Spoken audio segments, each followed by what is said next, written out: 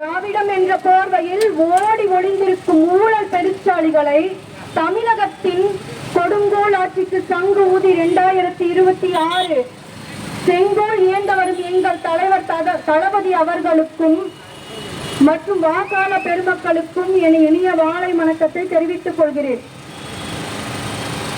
இந்த ஆட்சி நம்மளுக்கு எல்லாம் நல்லா இருக்கா? ஏன்னா நம்ம ஸ்டாலின் சார் சொன்னாரு 5 ஆண்டு ஆட்சியில 1000 ஆண்டு சாதனையை படிச்சுட்டோம் அப்படின்னு. அப்படி அவங்க என்ன சாதனை படிச்சாங்கன்னு பார்த்தா 5 ஆண்டு ஆட்சி காலத்தில், இந்திய வரலாற்றில் 5 ஆண்டு ஆட்சி காலத்தில் 5.5 லட்சம் கோடி கடன் வாங்கியது எந்த மாநிலமும் கிடையாது. நம்மது திமுக ஆட்சி தான். இது சாதனை இல்லையா? தமிழக வரலாற்றிலேயே 3000 கோடி மதிப்பிலான போதைப் பொருள் கடத்தி கைதானது திமுக நிர்வாகி. இது சாதனை இல்லையா? கள்ளச்சாராய வழக்கில் கள்ளக்குறிச்சியில் மரக்காணத்தில் மக்கள் கொத்து கொத்தாக இறந்தாங்க. இது திமுகவோட சாதனை இல்லையா? 5000 டாஸ்மாக் கடைகளை திறந்து இளம் விதவைகளை உருவாக்கி கொண்டிருக்கிறது. ஏன்னா இதை நம்ம சொல்லலைங்க, நம்ம அக்கா சொன்னாங்க, கனிமொழி அக்கா. இளம் விதவைகள் உள்ள மாநிலம் தமிழ்நாடு என்ன. அப்ப 5000 டாஸ்மாக் இன்னும் மேல திறந்து வச்சு என்ன பண்ணாங்க? இளம் விதவைகளை உருவாக்கி கொண்டிருக்கிறார்கள். இதுவும் திமுகவின் சாதனை தானே.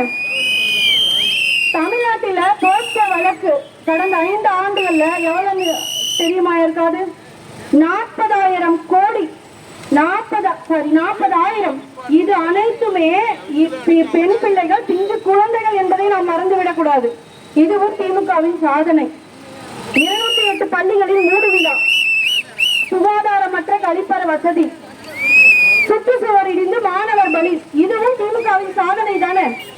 இததானே நம்ம ஸ்டாலின் சார் சொல்றாரு, திமுக ஆட்சியில நாங்க 1000 ஆண்டு சாதனை படைச்சிட்டோம் அப்படின்னு. இதெல்லாம் சாதனையா இல்ல நமக்கு வந்த சோதனையா? இந்த சோதனை தொடர வேண்டுமா இல்லது வேரோடு அழிய வேண்டுமா? வேரோடு அழிய வேண்டும் என்றால் ஒரே ஒரு புரட்சி தான் நம்ம செய்ய வேண்டும். என்ன தெரியுங்களா? அமைதியான ஒரே புரட்சி. விசில் சின்னத்திற்கு வருகின்ற ஏப்ரல் 23ஆம் தேதி அனைவரும் விசில் சின்னத்திற்கு வாக்களிக்கணும். நான் ஏன் விசில் சின்னத்திற்கு வாக்களிக்கணும்னு சொல்றேன் தெரியுங்களா? வீட்டில் விளையாடும் பெண் குழந்தைக்கு இங்க பாதுகாப்பு கிடையாது. 2 வயசு குழந்தை மலம் கழிக்கால் கழுவி விடுவதற்கு தாய் தேவை. அந்த குழந்தைக்கு பாலியல்னா என்னன்னு தெரியுமா? அதை கொடுத்து சாவடிச்சது யாரு? திமுக நிர்வாகி. இல்லன்னு அவங்களால சொல்ல முடியுமா? முடியாது இல்லையா? நம்ம பெண் பிள்ளை பைலட்ல பாலியல் வன்புணர்வு இல்லன்னு அவங்களால சொல்ல முடியுமா? சொல்ல முடியாது. வீட்டில் விளையாடும் பெண் குழந்தைக்கு பாதுகாப்பு இல்லை. பள்ளி செல்லும் சிறுவர் சிறுமியருக்கு பாதுகாப்பு இல்லை. கல்லூரி செல்லும் பெண்ணுக்கு பாதுகாப்பு இல்லை. வேலைக்கு போகும் தாய்மாருக்கு பாதுகாப்பு இல்லை. வீட்டில் ஓய்வெடுக்கும் பாட்டிக்கு பாதுகாப்பு இல்லை. இந்த ஆட்சி நமக்கு தேவையும் இல்லை. இந்த ஆட்சி நமக்கு தேவையா? தேவையும் இல்லை. உங்கள் ஓட்டு விசில் சின்னத்திற்கு, உங்கள் ஓட்டு விசில் சின்னத்திற்கு ஓட்டு போட்டா நம்ம தலைமுறை, நமக்கு அடுத்த தலைமுறை நல்லா இருக்கும். எப்பயுமே ஒண்ணு புரிஞ்சுக்கோங்க, தனிப்பட்ட வாழ்க்கை முறையை யாரும் குறை கூறுவது நமக்கு எங்கேயுமே பிடிக்காது. ஆனா திமுகவின் கட்டவிழ்த்து விட்ட ஒரே ஒரு ஆயுதம் என்ன தெரியுமா? தனி மனித தாக்குதல். தாக்குதலை தான் அவர்கள் நடத்தி கொண்டிருக்கிறாங்க. இப்போ இல்லைங்க, நம்ம கர்ம வீரர் காமராஜருக்குமே சொன்னாங்க இவங்க,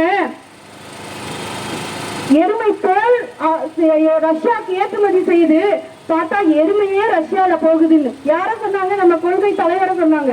தனிப்பட்ட தாக்குதல் தானே. அப்துல் கலாம் ஐயாவை இங்க பிடிக்காத யாராவது இருக்கீங்களா? அப்துல் கலாம் ஐயாவை பிடிக்காத யாராவது இருக்கீங்களா? இருக்கவே முடியாது. அவங்களை சொன்னாரு நம்ம ஸ்டாலின் சாரோட அப்பா. என்ன தெரியுமா சொன்னாரு? கலாம்னா கழகமா. ஆனா இவங்கதான் பிஜேபி தமிழ்நாட்டில் மலர்ந்தே தீரும்னு கூட்டணி வச்சாங்க. ஆனா நம்மள சொல்றாங்க பிஜேபி பி டீம்னு. யாரு பிஜேபி பி டீம்? திமுக. இவங்களை திமுக சொல்லக்கூடாது, அதிமுக மறுவாழ்வு மையம் சொல்லிடலாம் நம்ம இன்னையில இருந்து. அதிமுக மறுவாழ்வு மையம். மொத்த திமுக இருக்கிறது யாரு? அதிமுக இருக்கிறவங்க எல்லாம் போய் திமுக மறுவாழ்வு மையமா சேர்ந்துட்டாங்க. இதுதான் இவங்களுடைய திராவிட மாடல், விளம்பர மாடல். ஒரு மீட்டிங்ல நம்ம தலைவர் சொன்னாரு, கியூட்டா நான் பசங்களோட கியூட்டா வீடியோ பார்த்தேன், நல்லா இருந்தது அப்படின்னாரு. உடனே ஸ்டாலின் சார் தூக்கம் வரல. கூப்பிட 2 பிள்ளைங்கள உடனே கூப்பிட்டு வீடியோ போடு. பணத்துல, நம்மளுடைய வரி பணத்துல, நம்மளுடைய வரி பணத்துல போடுற வீடியோ இந்த விளம்பர மாடல் ஆட்சி தேவையா? நம்மளுக்கு தேவையா இந்த விளம்பர மாடல்? தேவையில்லை. இதைதான் இவர்கள் செய்து கொண்டிருக்கிறார்கள். அனைத்து வலைதளத்தில் ஓபன் பண்ணும் போது உங்களுக்கு முதல்ல ஒரு 17 செகண்ட் வீடியோ வருதா? அதற்கெல்லாம் யாருடைய வரிப்பணம்? நம்மளுடைய வரிப்பணத்துல இவங்க போட்டுட்டு உட்கார்ந்துட்டு இருக்கிறாங்க. நம்மளுடைய வரிப்பணத்துல இவங்க போட்டுட்டு உட்கார்ந்துட்டு இருக்கிறாங்க விளம்பரத்தை. இன்னொன்னு கேட்கிறேன், ஆந்திராவில 85,000 கோடி முதலீடு வந்துச்சு இல்லையா? சந்திரபாபு நாயுடு போனாரா? போயிட்டு நமது தமிழ் மகன் சுந்தர் பிச்சை கிட்ட கேட்டாரா? எங்க நாட்டுக்கு நாங்க வந்திருக்கோம், நாங்க வந்து ஈர்த்துட்டு வரோம், முதலீடை ஈர்த்துட்டு வரோம்னு சொல்லிட்டு போய் கேட்டாரா? ஆனா நமது முதலமைச்சர் என்ன பண்ணாரு? 2022 ஐரோப்பா போனாரு, வந்து 6,000 கோடி முதலீடு ஈர்க்கப்பட்டதுன்னாரு. 2023 சிங்கப்பூர் ஜப்பான் போனாரு, வந்து 3,440 கோடி முதலீடு ஈர்த்துட்டோம்னாரு. 2024 அமெரிக்கா போறாரு. அமெரிக்கா போய் ஒரு என்னங்க தெரியுமா பண்றாரு?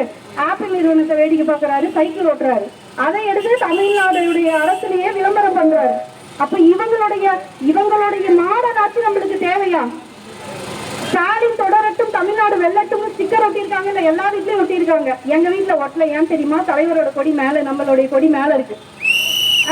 ஸ்டாலின் தொடரட்டும், தமிழ்நாடு வெல்லட்டும் ஒரு ஸ்டிக்கரை ஒட்டிட்டு நாங்க தான் 2026 ஆட்சிக்கு வரோம் அப்படின்றாங்க. நான் ஒண்ணு கேட்கிறேன், மகளிர்லாம் இவங்க பக்கம் தான் இருக்காங்கன்றாங்க. மகளிர்லாம் திமுக பக்கம் இருக்காங்களா? இந்த திராவிட மாடல் ஊழலை செஞ்சுக்கிட்டு கோடி கோடியா கொள்ளடிச்சுக்கிட்டு இருக்கிறாங்க. நம்ம தலைவர் கோடிகளை விட்டு விட்டு வந்து மக்களுக்காக சேவை செய்ய வரேன் அப்படின்னு சொல்ல வர தனிப்பட்ட முறையில் தாக்குதல். எங்கேயாவது ஒரு அறிக்கை நம்ம தலைவர் கொடுத்தாரா? கொடுக்க மாட்டாரு. ஏன் தெரியுங்களா? மக்களை நினைத்து மக்களுக்கான சேவையை செய்ய வேண்டும் என்று வந்து கொண்டிருக்கிறார். ஆனா இவங்க சொல்ற அனைத்துமே வாக்குறுதி, பொய்யான வாக்குறுதி. 517 வாக்குறுதி கொடுத்துட்டு எத்தனை வாக்குறுதி நிறைவேற்றணும் அவங்களுக்கே தெரியல. ஒரு முறை 70%, ஒன்னு 80%, ஒண்ணு நாங்க 90% நிறைவேற்றிட்டோம்ன்றாங்க. நான் கேட்கிறேன், நீட்ட நாங்க ஒழிப்போ ரகசியம் இருக்குன்னு சொன்னீங்க, அந்த ரகசியத்தை உங்ககிட்ட யாராவது சொன்னாங்களா? என்கிட்ட சொல்லல, உங்ககிட்ட சொல்லியிருக்காங்களா? இல்ல. ஆனா நீட்டோட ரகசியத்தை எடுத்துட்டு வந்தாங்க. எத்தனை பேர் அதை நம்பி ஓட்டு போட்டோமா? இன்னொன்னு 7.5 உள்ளீடு வந்து நாங்க 10% ஆக்குவோம். 10% ஆக்கிட்டாங்களா? இல்ல. அப்புறம் ஏங்க பொய்யான வாக்குறுதியை கொடுக்குறீங்க? கோடி கோடியா ஊழல் பண்ண மட்டுமே நீங்க ஆட்சிக்கு வந்து எங்க தெருக்கோடியில நிறுத்திட்டு ஸ்டாலின் தொடரட்டும், தமிழ்நாடு வெள்ளத்துல எங்கங்க தமிழ்நாடு வெல்லும்? எங்கங்க தமிழ்நாடு வெல்லும்? வெல்லாதுங்க. ஒண்ணு சொல்றேன் கேளுங்க, நம்ம மக்கள் நம்ம சிந்தித்தா அடுத்த மாற்றம் நம்மளுடைய மாற்றம் இல்ல, நம்மளுடைய முன்னேற்றம் வேணும். நம்மளுடைய முன்னேற்றத்திற்கு போடக்கூடிய ஒரே சின்னம் வெற்றி சின்னம். விஜய் சின்னம் வாக்களிப்பீங்களா? விஜய் சின்னத்திற்கு வாக்களித்தால் நாடும் நாட்டு மக்களும் நல்ல முறையில் முன்னேறுவாங்க. ஏன் சொல்றோம் தெரியுமா? பெண் பிள்ளைகள் எல்லாருமே பெண் பிள்ளைகளை பெற்று வச்சிருக்கோம். நம்மளாம் எந்த மாதிரியான ஆட்சியில வாழ்ந்துட்டு இருக்கோம் தெரியுங்களா? சிகரெட்டை ஒருத்தர் கடையில வாங்கி நேரா தம் அடிப்பாரு. ஆனா நம்ம நாப்கின் கடை போய் நியூஸ் பேப்பர்ல தான் சுத்தி வாங்கிட்டு வருவோம். அந்த மாதிரியான கல்ச்சர்ல நம்ம இருக்கோம்.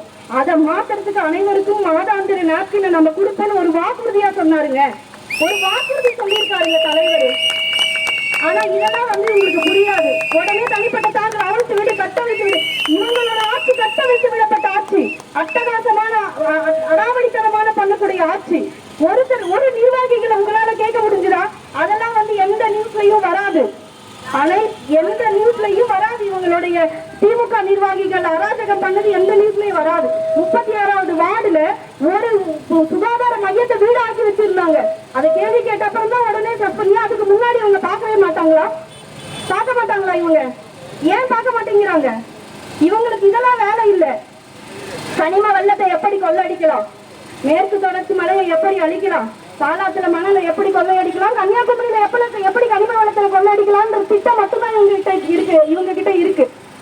கனிம வளத்தை கொள்ளையடித்து இயற்கை அன்னையின் மார்பை அறுப்பது போல் நீங்கள் அறுத்து கொண்டிருந்தீர்களா? நாளைக்கு நம்ம எப்படிங்க பூமியில வாழ முடியும்? எப்படிங்க நீங்களே வந்து நல்லாட்சி செய்ய முடியும்? அப்ப இத்தனை நாளும் நம்ம எவ்வளவு அடி முட்டாள்களாக நம்ம பழகி கொண்டு உள்ளார்கள் பார்த்துக்கோங்க. ஊழல் என்பதை இவர்கள் நம்மளுக்கு பழக்கப்படுத்தி விட்டார்கள். எங்க போனாலும் காசு கொடுத்தாதான் வேலையாகும், அப்படி நம்ம பழகிட்டோம். அதெல்லாம் செய்யக்கூடாது. அது தவறான ஒரு செயல். இதை தட்டி கேட்பதற்கே நான் வருகிறேன் என்று கோடிகளை உதவிட்டு வந்த தலைவர், எங்க தலைவர் இல்லைன்னு யாராவது சொல்ல முடியுமா? இதை சொன்னா வைக்கப்பட்ட விமர்சனம். எங்களுக்கு தேவையில்லை, டோன்ட் கேர்னு நாங்க போயிட்டே இருப்போம். ஏன் தெரியுமா? அடுத்த மாற்றத்துக்கு நாங்க ரெடி ஆயிட்டோம். நீங்க ரெடி ஆகுறீங்கன்னா விசில் சின்னத்திற்கு ஓட்டு போடுங்க. உங்கள் ஓட்டு யாருக்கு? உங்கள் ஓட்டு விசில் சின்னத்திற்கு ஓட்டு போடுங்க. நான் கேக்குறேன், 208 பள்ளிகளை மூடுனாங்கல்ல, அதுக்கு 3 வருஷம் முன்னாடி வரையும் 0 என்ரோல்மெண்ட். ஏன் ஒரு அறிக்கை தரல? ஏன் ஒரு அறிக்கை ஆராய்ஞ்சு பார்க்கல? ஏன் 208 பள்ளிகளை மூடுனீங்க? மூடிட்டு கல்வியில் சிறந்த தமிழ்நாடுன்னு ஏன் கல்வியில் சிறந்த தமிழ்நாடுன்னு நீங்க ஃபங்க்ஷன் நடத்துறீங்க? ஃபங்க்ஷன் நடத்துறீங்க கல்வியில் சிறந்த தமிழ்நாடுன்னு. ஒரு பையன் சுற்றுச்சூழலில் நின்று சாகுறாங்க. எங்க போனாரு நம்ம கல்வி அமைச்சர்? அவருக்கு பாவம் ஒரு ஆக்டிங்க்கு மட்டும் தான் டைம் இருக்கும். 12வது படிக்கக்கூடிய மாணவிக்கு அவன் நடந்த கொடுமையை பார்க்க முடியல, ஏன்னா அவர் ஆக்டிங்ல இருக்காரு. ஆனா நம்மளும் சொல்லிட்டு உட்கார்ந்துட்டு இருக்கிறாங்க. இந்த ஆட்சி தேவையா? இந்த ஆட்சி தேவையா? திருச்சியில இன்னைக்கு ஒரு கல்லூரியில் படிக்கக்கூடிய மாணவி ரேங்கிங்கால பிரச்சனையில இருக்கா. எங்க போனாரு உயர்நிலை கல்வி அமைச்சர்? அவருக்கு திருக்குறள் சொல்றதுக்கே கிளாஸ் எடுக்கணும் நம்ம. இதெல்லாம் திமுக ஆட்சியில் நடத்தக்கூடிய கட்டமைத்து விடப்பட்ட மிக மோசமான ஆட்சி. இந்த ஆட்சி மாற வேண்டும் என்பதற்காக நம்ம வந்திருக்கோம். உடனே நீங்க இப்பதான் வரீங்க, உங்களுக்கு எப்படி நாங்க ஓட்டு போடுவோம்? இப்பதான் வரீங்க. இவங்களே ஒரு நரேட்டிவ் செட் பண்றது. ஆனால் நாம் சொல்லிக் கொண்டது என்ன தெரியுமா? அனைத்து மக்களும் தயாராகி விட்டார்கள். அனைத்து மக்களும் ஒரு மாற்றத்தை எதிர்பார்க்கிறார்கள். வீட்டுக்கு 2 ஓட்டு இல்ல, வீட்டுக்கு 3 ஓட்டு என்பதை களத்தில் ஆராய்ந்து கொண்டிருக்க எங்களுக்கு தெரியும். களத்தில் ஆராய்ந்து கொண்டிருக்க வீட்டுல இருக்கிற திமுக ஒரு உறுப்பினரே சொல்றாரு, எங்க வீட்டுல 3 ஓட்டு உங்களுக்கு தான் போங்கப்பான்னு. அப்போ அவங்களுக்கே தெரியுது இல்ல இந்த ஆட்சி எப்படியாப்பட்ட ஆட்சியில நம்ம இருக்கிறோம் அப்படின்னு. இந்த ஆட்சி மாற வேண்டும் என்பதற்கு இன்னொரு ஒண்ணு சொல்றேன் கேளுங்க. 208 பள்ளிகளை மூடிட்டு 10 லட்சம் பேருக்கு நீங்க மடிக்கணினி கொடுக்குறீங்க. எதுக்காக? எங்க பசங்க அதெல்லாம் கேட்ச் பிடிச்சிட்டாங்க. எதுக்காகன்னா ஓட்டுக்காக மட்டும்தானே கொடுக்குறீங்க. அப்ப நீங்க 208 பள்ளிகளை மூடிதானே திறந்துதானே இருக்கணும். அப்ப லேப்டாப் என்ன பண்ணாங்க எங்க பசங்க? கிழிச்சு போட்டுட்டு அடுத்தவனே ஒரு ஸ்டிக்கரை ஓட்டினாங்க. உடனே ஒரு அறிக்கை, உங்களுக்கு எல்லாம் கிளைம் ஆகாது, அதுல ப்ராப்ளம் இருந்தா உங்களுக்கு கிளைம் ஆகாது. என்னையா உங்க சட்டம், என்னையா உங்க திட்டம் எங்களுக்கு புரியலையா? ஐயா போதும் ஐயா, நாங்க 60 வருஷமா மாத்தி ஓட்டு போட்டு நாங்க தெருக்கோடியில நின்னோம். நீங்க கோடியா கொள்ளடிச்சுட்டு போறது எல்லாம் சதிச்சுக்காமதான் எங்க தலைவர் இதெல்லாம் ஆராய்ந்துட்டு எனக்கு என்னுடைய தொழில் வேண்டாம் அப்படின்னுட்டு எங்களுக்காக உழைக்க வந்திருக்காரு, எங்களுக்காக பாடுபட வந்திருக்காரு. ஒன்னே ஒண்ணு, நீங்க முடிவெடுங்க மக்களே. விசில் சின்னத்திற்கு ஓட்டு போட்டால் மட்டுமே நாட்டு மக்களும் முன்னேறும் என்பதை நீங்க யோசிங்க. நம்ம எல்லாம் பெண் பிள்ளையை பெற்று வச்சிருக்கோம், நம்ம பெண் பிள்ளைங்களை பெற்று வச்சிருக்கோம். நம்மளுடைய ஒரு பெண் பிள்ளையும் வீட்டுல இருந்து வெளியில் போகும்போது நம்ம நினைக்கிறோமா இல்லையா என்ன ஆகுமோ தெரியலையேன்னு? அதை யோசிச்சுதான் சொல்றாரு அனைத்து போக்குவரத்திலும் பேனிக் பட்டன். தலைவர் யோசிச்சிருக்காரு இல்லையா? இது ஒரு வாக்குறுதியா கொடுத்திருக்காரு, அனைத்து போக்குவரத்திலும் பேனிக் பட்டன் இருக்கு அப்படின்னு. இதெல்லாம் சும்மா இவங்களுக்கு போலி வாக்குறுதிகளை கொடுக்கலங்க நம்ம தலைவர். ஒண்ணுக்கு யோசிச்சுதான் வாக்குறுதிகளை கொடுத்திருக்காரு, பெண்களுக்கான வாக்குறுதிகள். அப்ப பெண்கள் யார் பக்கம் இருக்காங்க? மகளிர் யார் பக்கம் இருக்காங்க? மகளிர் எல்லாம் தலைவரை அண்ணனாக பார்க்கிறார்கள், பெற்ற பிள்ளையை பார்க்கிறார்கள், தாய்மாமனாக பார்க்கிறார்கள். அப்படி இருக்கும்போது மகளிர் ஓட்டு உங்களுக்கு எப்படி விழும்? உங்களுக்கு எப்படி விழும் என்று கேட்கிறேன், பதில் சொல்லுங்கள். நமது ஓட்டு